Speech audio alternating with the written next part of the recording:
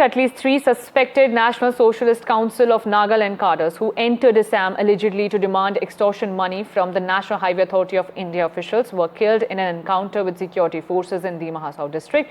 The entire operation was planned and monitored by Assam police at its highest level. The entire operation lasted for at least 60 hours. More details with my colleague Ratnadeep Chaudhary.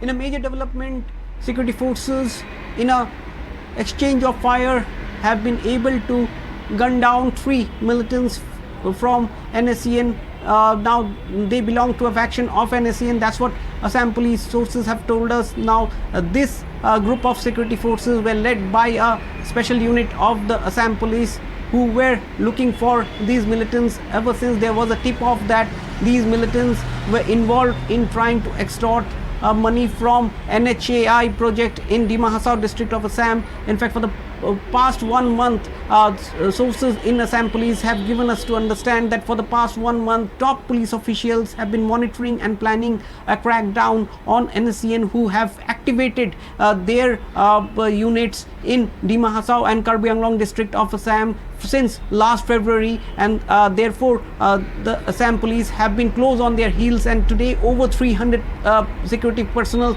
were involved in a major operation which still continues to nab the other militants who are there in the area in Dima Hasao. But in this 60-hour long operation, in a face-to-face exchange of fire, 3 militants have been gunned down. A huge cache of arms and ammunition have been recovered from the place where this operation has taken place, and this is a major success which Assam police sources have told us would not have been possible if the local people would not have helped them. The local people did not wanted that there would be a disruption to peace and tranquility in Dima Hasao, and therefore they helped, and Assam police has been able to neutralize these 3 NSCN militants, and an operation continues to nab the others.